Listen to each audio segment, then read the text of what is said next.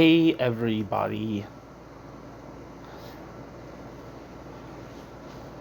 Friedrich Pollock, the Éminence Grise of the Frankfurt School by Philipp Lenhard.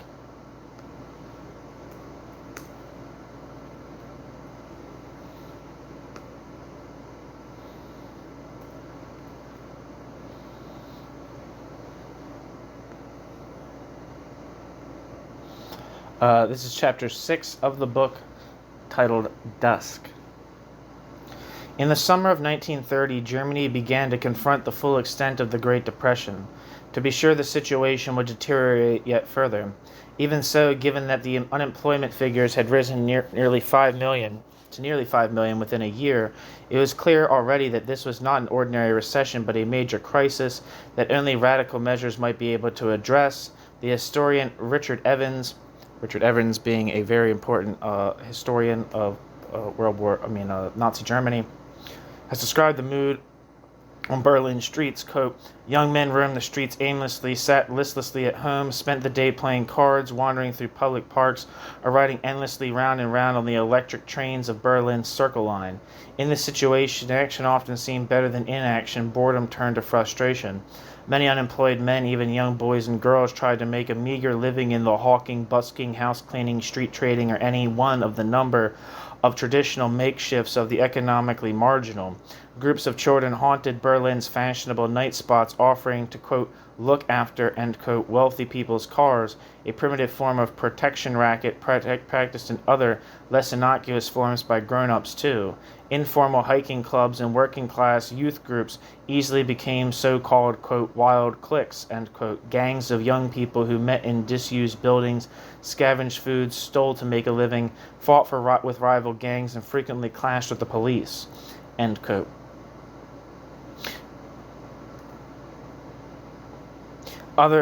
Crime and suicide figures were on the rise. Social and mental immiseration were rampant.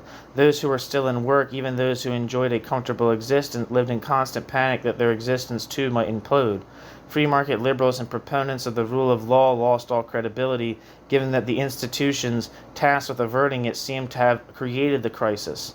Critical observers would have recalled the Gründercrash of the 1870s and the ensuing earlier Great Depression, but that crisis had been a more protracted affair.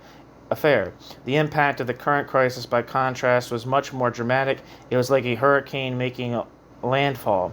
It was not only the workers who rapidly lost what confidence in the rationality of the market they had regained after the post-war crises. As the impression gained ground that the entire Weimar system was corrupt and benefited only a conspiring elite of war profiteers, the principles of liberal democracy, the rule of law, the separation of powers, respect for the Constitution, and parliamentary sovereignty rang increasingly hollow. In various ways, an increasingly pronounced yearning for redemption from this vale of tears took hold of the entire political spectrum. Against the backdrop of mass unemployment, social immiseration, and political disillusionment, the parties opposed to the Weimar Republic garnered increasing support. The resignation of the Social Democratic Chancellor, Hermann Müller, in 1930 inaugurated the phase of cabinets by presidential appointment that were no longer able to command reliable parliamentary majorities. In the general election of September 1930, the SPD share of the vote dropped to 24.5%, while the NSDAP secured 18.3% of the vote, becoming the second largest party in the Reichstag. Conversely, the KPD, utterly loggerheads with the SPD, secured 13.1% of the vote, and the DNVP, the far-right party just to the left of the Nazis, lost 7 percentage points to the NSDAP. Even so, the crucial point was that the Democratic Center had totally collapsed. Less than 5% of the voters opted for Stresemann's DVP.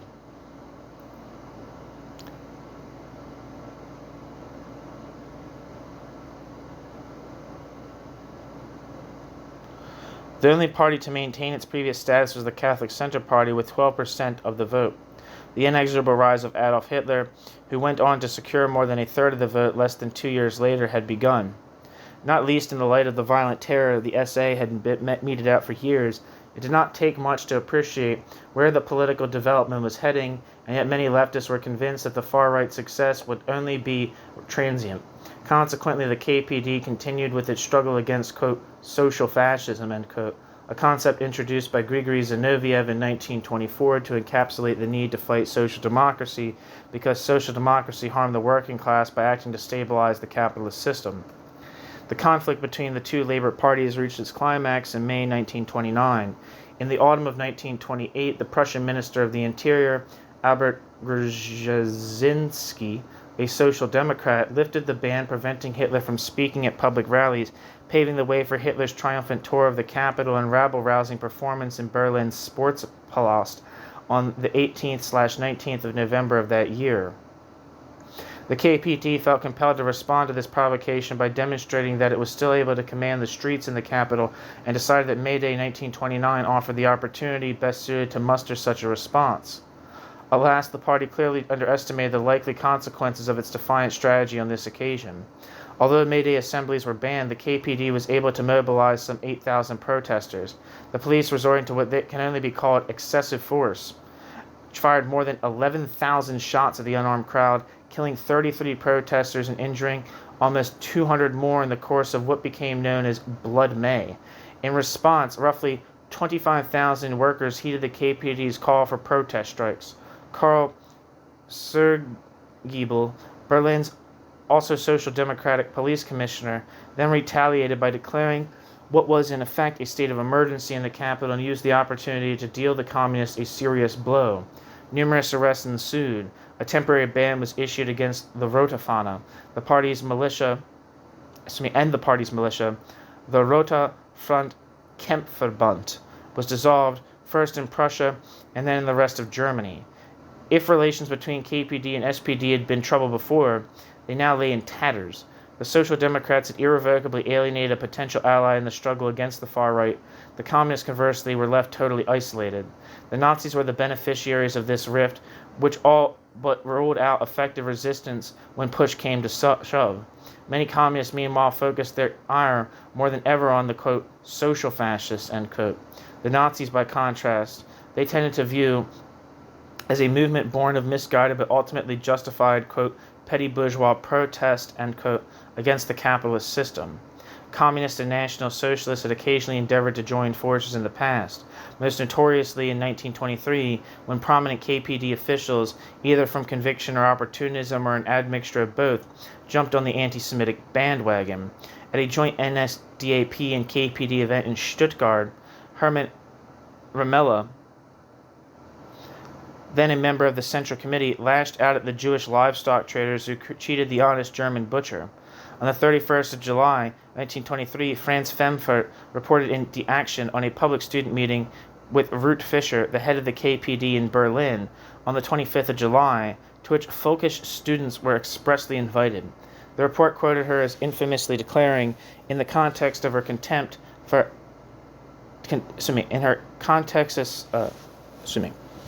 The report quoted her as famously declaring, in the context of her attempt to out-folkish them, that whoever called for action against, quote, Jewish capital, is already a party to the class struggle. Even if he does not know it, you oppose Jewish capital and want to get the better of the stockbrokers, and so you should. Trample the Jewish capitalists underfoot, hang them from the lamppost. But gentlemen, what about the big capitalists, the Steiners and the Kluckner? End quote.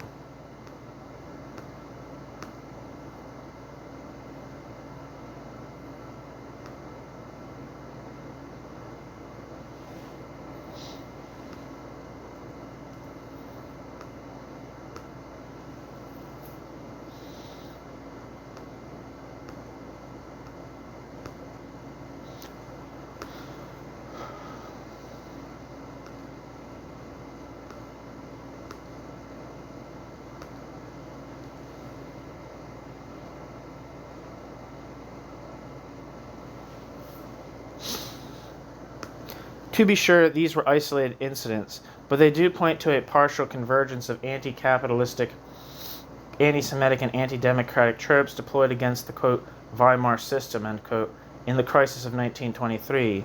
In the event, the Republic survived. Both Hitler's coup in Munich and the communist insurrection in Hamburg failed, and both the economy and the political system recovered for the time being. It was in the short interregnum between this crisis and the Great Depression that the Institute of Social Research was created and made a name for itself, and that Pollock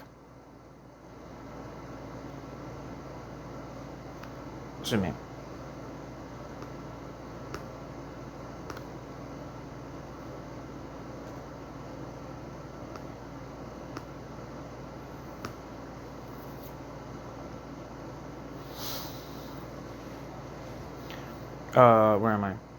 It was in the short interregnum between the crisis and the Great Depression that the Institute of Social Research was created and made a name for itself, and that Pollock developed from a Marxist proper into a social scientist whose approach was shaped in no small measure by Marxian theory. Yet circumstances had changed radically by the time the new crisis really began to bite. The country was effectively governed dictatorially by means of emergency decrees. The unemployed masses filled the streets. Extreme poverty had increased exponentially. The NSDAP was no longer a marginalized party, but on the cusp of coming to power in Germany. To consider the Social Democrats the principal foe in this situation was a form of ideological idiocy. One should not exaggerate the significance of the occasional cooperation of communists and Nazis even now. For example, during the transport workers' strike in Berlin in November 1932, nor should one minimize the considerable extent of communist resistance to the Nazis. Even so, there can be little doubt that the conflicts and mutual recriminations between the communists and social democrats only helped render the democratic order even more fragile.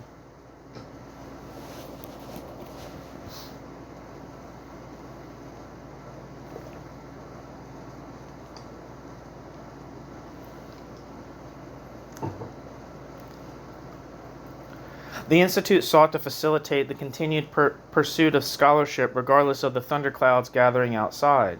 Even so, the political development obviously gave considerable cause for concern. On Leo Löwenthal's account, it was on the 15th of September 1930, the day following the general election, that he, Felix Weil, Max Horkheimer, and Friedrich Pollock gathered and made the momentous decision to prepare for the worst case by establishing a branch in Geneva, a plan developed by Horkheimer and Pollock. Quote, "You need to provide the funds so we can now establish the branch in Geneva," end quote. Löwenthal recalled saying to Weil, quote, "One will not be able to stay here. We need to prepare for emigration," end quote. Pollock maintained relations with the Geneva-based International Labor Organization, (ILO), and its director, Albert Thomas, who was a historian by training and a former French armaments minister. Created after the First World War, the ILO was funded by the League of Nations and concerned with international labor law, the support of war veterans, and the fostering of improved working conditions. Given that its members had worthwhile things to contribute in terms of the cultural, political, psychological, and economic causes and implications of the Great Depression, it was far from implausible that the Frankfurt Institute would seek to collaborate with an organization concerned with practical issues in the sphere of labor, or at least the issue could reasonably be spun this way.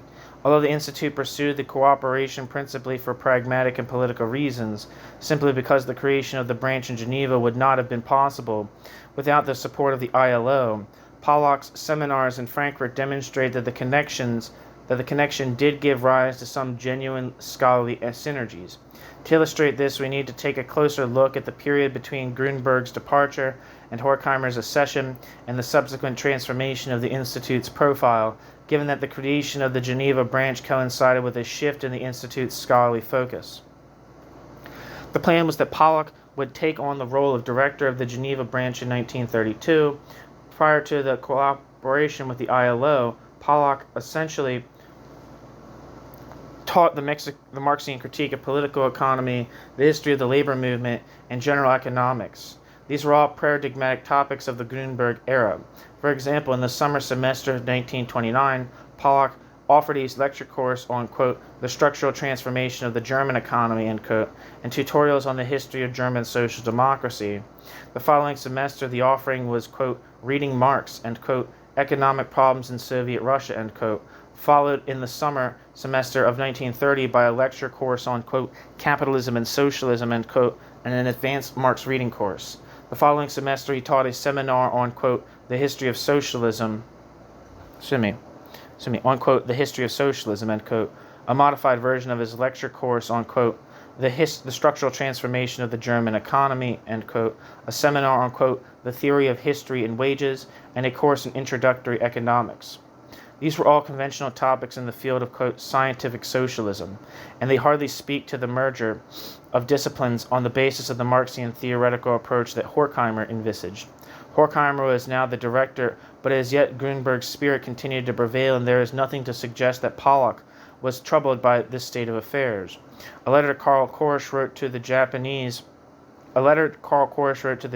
economist Ichi Sugimoto in May 1931 conveys a sense of the atmosphere in Pollock's seminars. Korsch and Sugimoto had both attended the previous semester's advanced Marx reading course. Referring to a debate on the question of whether social demand changes a commodity's magnitude of value, Korsch wrote, quote, as far as your discussion with Mandelbaum is concerned, I am mainly in agreement with you. I think that Mandelbaum's views amount to a revision of Marxism. Incidentally, I already went over the same issues with him in detail last summer.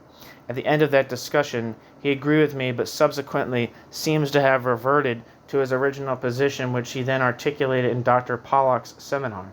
Parenthesis, by the way, I suspect that this most recent revision of Marx originates neither with Pollock's seminar nor with Mandelbaum, but with, quote, Boris, end quote, who is well known here, and perhaps also the Russian economist Rubin, in parenthesis, end quote.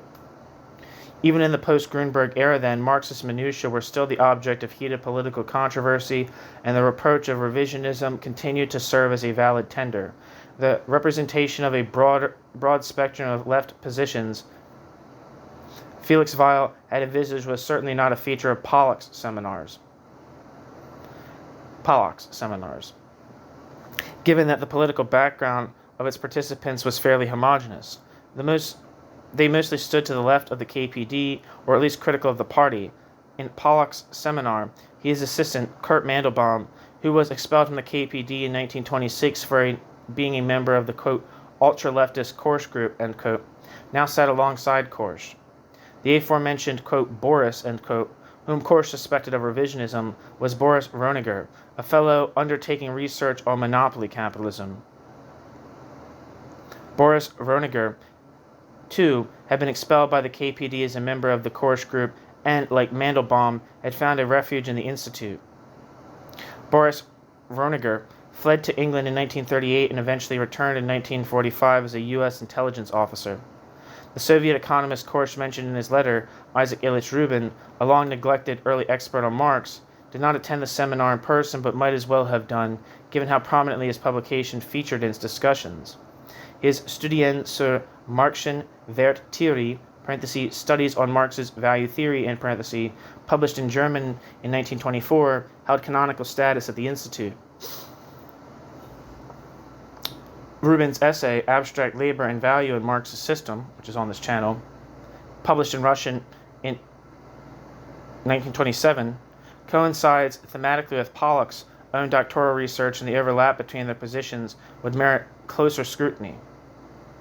As a foreigner, Ichi Sugimoto, who went on to pioneer mathematical economics in Japan, was to some extent the odd one out. Interested in Marxism, he had come to Frankfurt in 1930 after Vasily Leontiev, a Menshevik who had recently moved to the United States and with whom he was friendly, recommended he study at the Institute. Sugimoto left the Institute again after only one semester, and how much of what he learnt in Frankfurt fed into the works with which he paved the way for further research on Marxism in Japan is a moot point. Sugimoto was one of the last scholars to encounter the old-style theoretical Marx research at the Institute. From 1932 onwards, not just Pollock's seminars moved away from the critique of political economy in the narrower sense.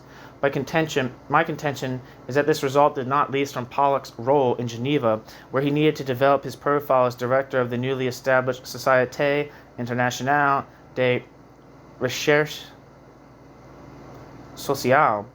This also forms the backdrop to the Institute's increased interest in statistics and empirical social research. Two projects were of particular significance in this context.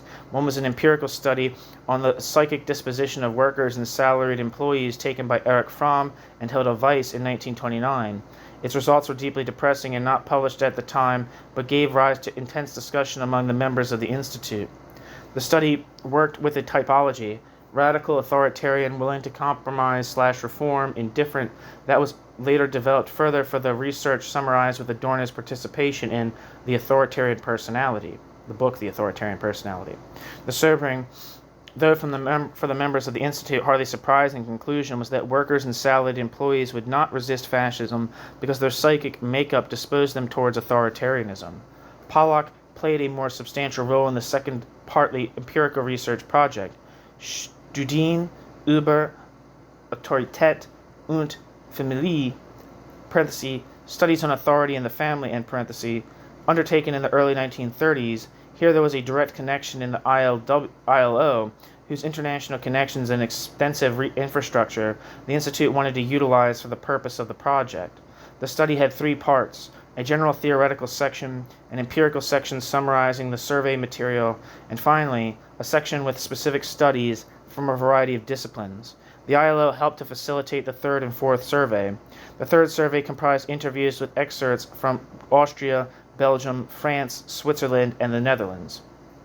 These experts were supposed to be relevant professionals, i.e., family court judges, public welfare workers, clergy, youth group leaders, teachers and directors of orphanages and youth centers. As the authors Ernst Schachtel and Andries Sternheim, who worked for the Geneva branch of the Institute, expressly acknowledged, it had been quite difficult to, quote, compile a list of experts that matched the aforementioned representative and criteria, end quote. They owed a debt of gratitude, they added, to a number of organizations for nevertheless facilitating the successful execution of this survey, foremost among them the ILO. The fourth survey comprised interviews with 1,000 Swiss adolescents. Here, too, the support of the ILO was invaluable. Responsibility for the methodology underpinning this survey lay primarily with Käthe Leichter and Paul Lazarsfeld. Lazarsfeld was able to draw on his experience with one of the classics of empirical sociology, the study Die Arbeitslosen von Marienthal, Marienthal, the sociography of an unemployed community, end parenthesis. Beginning in 1937, he resumed his cooperation with the Institute in his capacity as the director, first of the Princeton Radio Research Project and then of the Office of Radio Research at Columbia University. This fourth survey, comprising just under 100 pages, as well as the fifth survey focusing on the impact of employment on family life, were of particular interest to the ILO.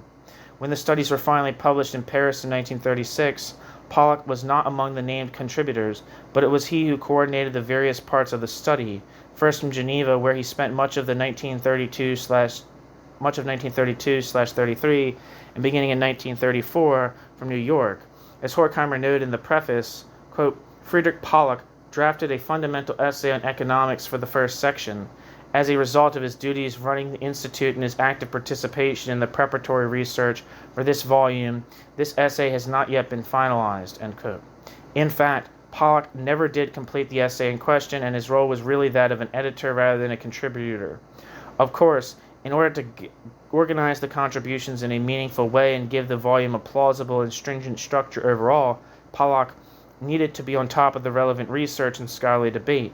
Pollock's review essay on family sociology, published in Zeitschrift für Sozialforschung in 1932, clearly demonstrated that this was indeed the case. The family study, as the first, quote, collective, quote, work in progress, end quote, of the kind Horkheimer envisaged for the Institute, also impacted its teaching program in significant ways. In the winter semester of 1931/32, Pollock offered a tutorial on, quote, the situation of salaried employees in Germany, end quote. The following semester, he ran tutorials on, quote, the leisure activities of salaried employees in Germany, end quote. And the following semester, a seminar on, quote, salaried employees in today's economy, end quote. Yet alongside the coordination of the family project and its administrative duties, Pollock also continued to pursue his own academic and political agenda. Pollock remained convinced that only a socialist planned economy could contain the economic crisis and meet the population's needs in the long term, and thus take the wind out of the fascist demagogue's sails. For the academic year of 1932/33, Pollock planned seminars, tutorials, and a lecture course on problems associated with the planned economy. In the event, only the courses announced for the winter semester of 1932/33 were able to take place. His continued engagement of the topic was owed to the assumption that whatever one's misgivings about real existing socialism, one urgently needed to ascertain what lessons might be learned for the future from the problems of the planned economy encountered in the Soviet Union. Perhaps conditions in Germany or North America were better suited to a planned economy than those in Russia, given their more advanced economic development. In addition to Marx, Engels, and Lenin, it was the social democratic theoretician and politician Rudolf Hilferding who challenged Pollock time and again. In his influential book, Das Finanzkapital, Finance Capital, which was published in 1910 and which Pollock had already studied in detail as a student, Hilferding stressed that, as the market became increasingly crisis-prone, capitalism would turn into monopoly capitalism and become increasingly dependent on the state, so much so that the state would go from being the notional to being, as Engels put it, the actual all-encompassing capitalist, Gesamtkapitalist, Pollock agreed with this assessment in principle, but rejected Hilferding's optimistic assumption that a form of monopoly capitalism, underwritten and administered by the state, was a necessary step on the path to socialism. This also pitted Pollock against Lenin, who articulated a radicalized version of Hilferding's contention in Lenin's programmatic discussion of imperialism as the highest stage of capitalism. The book.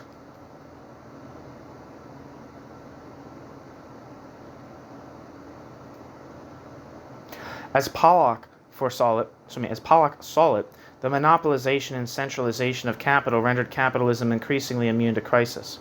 Both economically and politically, the capitalist order was becoming not more fragile but more stable. Its increasing integration into the state rendered the proletariat less capable of resistance, and the far-right revolutionaries too, Pollock assumed, would ultimately be unable to pose any serious threat to the monopoly capitalist order. In a letter to Adorno, Horkheimer summarized how he, and on his account Pollock, judged the political situation in Germany. Quote, "In broad strokes," end quote, Horkheimer wrote from Geneva on 30th of June 1932, quote, "The further development seems pretty settled. How exactly the process will unfold is predominantly a matter of foreign policy developments that one cannot possibly predict. It will, however, most likely be possible to bring the interests of the various groups that are running loose in the National Socialist movement fully back under the control of big industry, and thus wholly paralyze the explosive potential that inheres in the movement, unless some misguided foreign policy decision aggravates the crisis to such an extent that one will be forced to resort to the most extreme remedies." This is roughly what Pollock thinks too. There is only one thing we know for certain: the irrationality of society has reached a level that renders only the bleakest prognoses plausible, end quote. Horkheimer. That Horkheimer's pessimistic assessment really should have reflected Pollock's opinion seems doubtful. He was more inclined to insist that alongside all the portents, there were also positive trends that needed to be taken into account. Never before had industrial productivity been as great. Consequently, genuine hunger crises could be avoided in the future. Pollock developed this argument in detail in his contribution to the Festschrift published to Mark Grunberg's 70th birthday. Quote, "A socialist society," end quote, Pollock wrote, quote, "need fear no shortages of foodstuffs or raw materials in any foreseeable future. Instead, owing to its better organization, it can count on wheat no longer having to be burned, coffee no longer having to be thrown into the sea, cotton no longer having to be destroyed, and oil wells no longer having to be shut down under military guard, and instead, on all this wealth benefiting all of humankind," end quote. Pollock. For all that Pollock had rejected the Soviet model, he still assumed one could learn a great deal from the Soviet model in terms of how to do better in the future. For Pollock, the superiority and necessity of a planned economy was not in doubt. The Great Depression clearly demonstrated that free market capitalism was doomed. To be sure, not only the communists but the Nazis too flirted with state capitalist concepts, as did conservative forces such as the circle associated with the monthly periodical, Die Tat.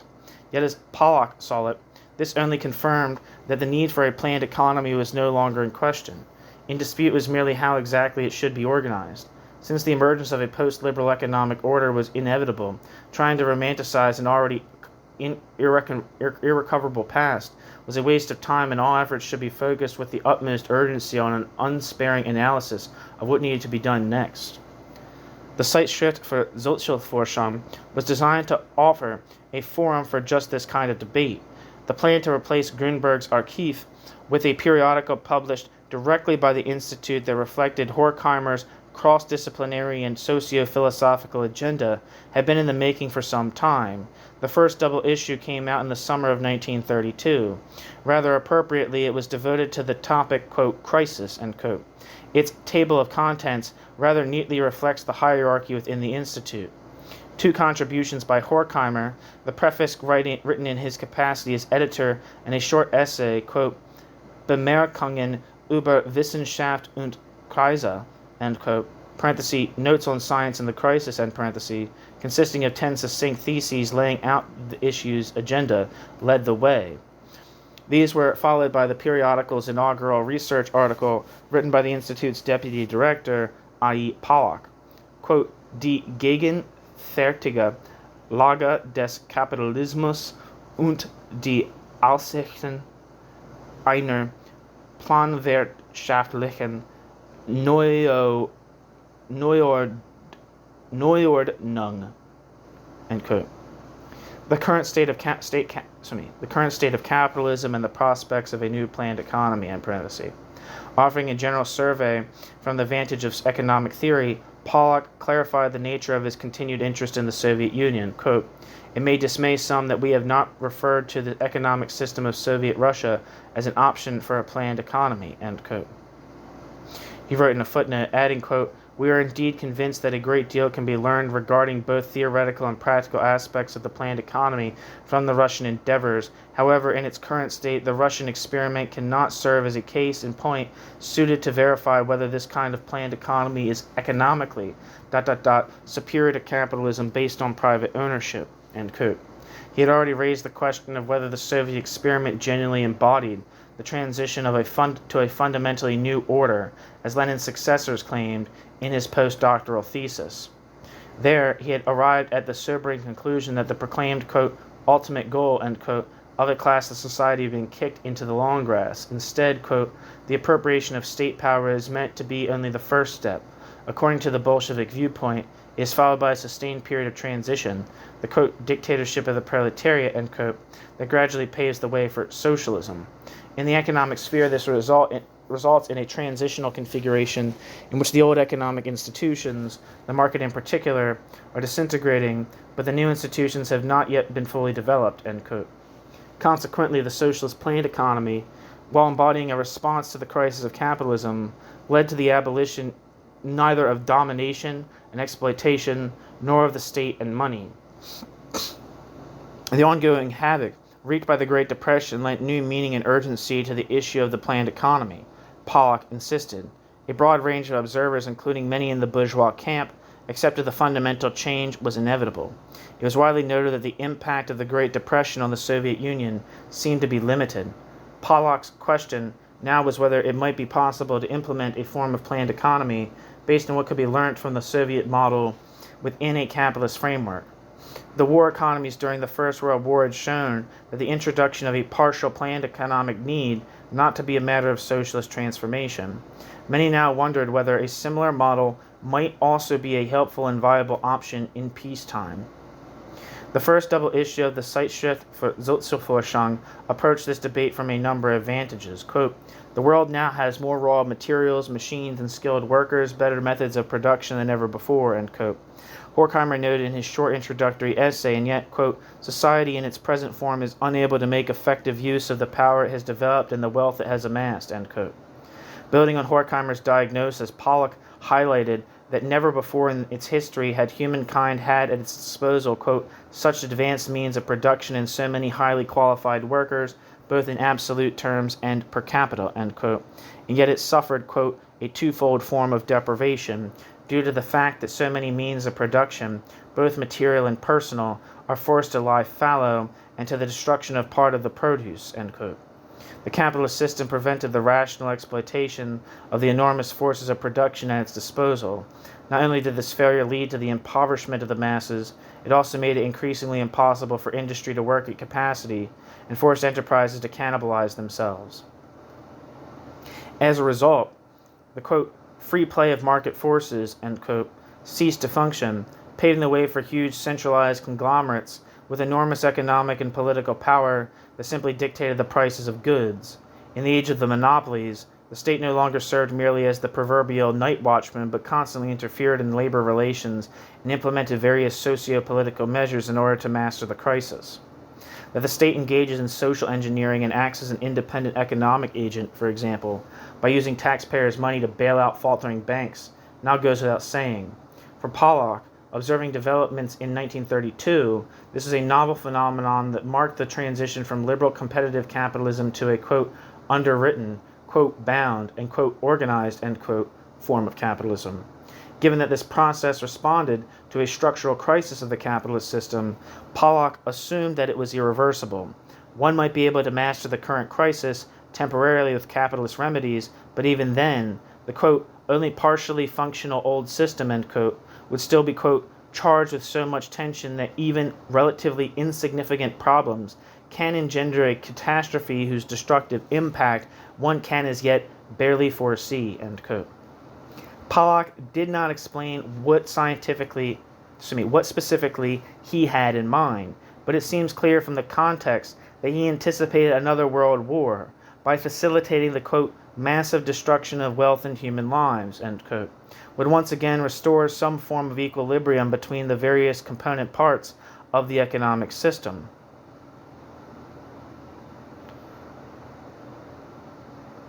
Given the high degree of monopolization already attained, Pollock still assumed, however, that, quote, peaceful, end quote, measures might yet make an impact sufficient to ensure that the economy would be readjusted without having to resort to another world war. Yet, as Pollock saw it, it was also this very potential to bring about a, quote, peaceful, end quote, resolution of the crisis that made the monopoly capitalist phase so perilous. Even as its internal contradictions persisted, an authoritarian state would be able to master the crisis in perpetuity. In contrast to Henrik Grossman, Pollock denied that capitalism was heading for some kind of automatic collapse. Quote, there are no purely economic grounds that necessitate its replacement by a different economic system, end quote, Pollock maintained. Of course, this meant that the issue of the economic system was ultimately not economic, but in fact political in nature.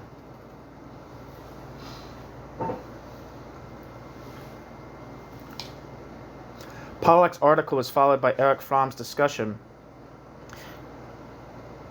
titled Über Methode und Aufgabe einer analytischen Sozialpsychologie, end quote, parenthesis, on the method and task of analytic social psychology, end quote, and an article on Marx's crisis concept by Grossman. Next was an essay, quote, zur gesellschaftlichen Lage der Literatur, end quote, on the social situation of literature, end parenthesis, by Leo Löwenthal, who served as the journal's managing editor, followed by the first part of a companion piece, quote, zur gesellschaftlichen Lage der Musik, on the social situation of music by Theodor Wiesengund Adorno, who had just completed his postdoctoral qualification. A further article by Horkheimer, Geschichte und Psychologie, History and Psychology, concluded the main section of the volume. It was rounded off by an extensive review section covering new publications in the fields of philosophy, sociology, psychology, history, social movements, social policy, economic theory, and literature. Many of the guest contributors who provided the bulk of the reviews subsequently continued to cooperate with the exiled institute. Prominent reviewers such as the psychoanalyst Karl Landauer and Wilhelm Reich, the philosopher Alexandre Courret, the sociologist Albert Solomon, the historian Wilhelm Machauer, and the political scientist Sigmund Neumann helped establish the journal as one of the most prestigious social science periodicals in Europe. That the authors were in large part Jewish seems to have impressed itself neither on the Institute nor on the wider public. They were connected only by their subject expertise. Even diverging political loyalties initially played no role. In marked contrast to the state of play on the streets and in the Reichstag, Social Democrats, Party communists, those expelled from the party for diverging too far to the left or the right, and various undecideds, in short, authors of all leftist creeds and none peacefully coexisted and collaborated on the pages of the journal. The Institute, designed to be undogmatic and nonpartisan from the outset, thus ran counter to the political disintegration of the left and did what it could, with its limited means, to create at least a scholarly united front that, alas, had little immediate political impact but fully came into its own in the struggle to survive once the Nazis came to power. The journal soon took center stage at the Institute, and teaching found itself demoted to a more or less annoying obligation. At this juncture, one might think of the Institute in terms of several concentric circles. The directors Horkheimer and Pollock were surrounded by a close circle of trusted colleagues, namely Löwenthal, Marcuse, and Fromm. Then there was an intermediate circle of associates who were not formally members of the Institute, such as Adorno and Franz Birkenau. And finally, there was an outer circle comprising several dozen scholars from a range of disciplines in the humanities and social sciences. While the profile of the journal was determined by Horkheimer in close cooperation with Pollock and Löwenthal, and later Adorno, the involvement of a broad range of guest contributors helped the Institute to establish a wider-ranging network of connections across various sections of the Academy.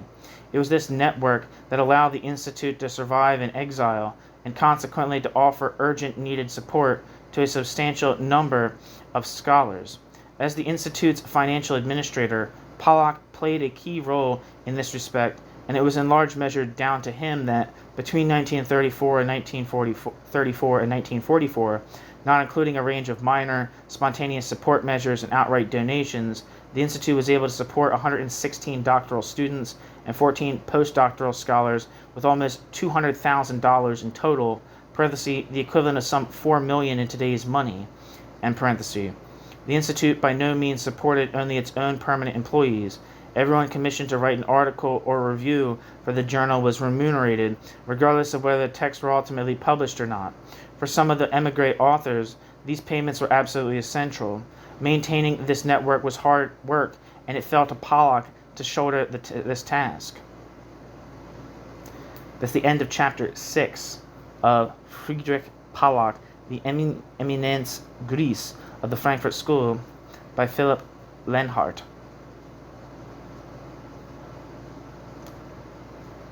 Chapter 7 is titled Practical Relief Work.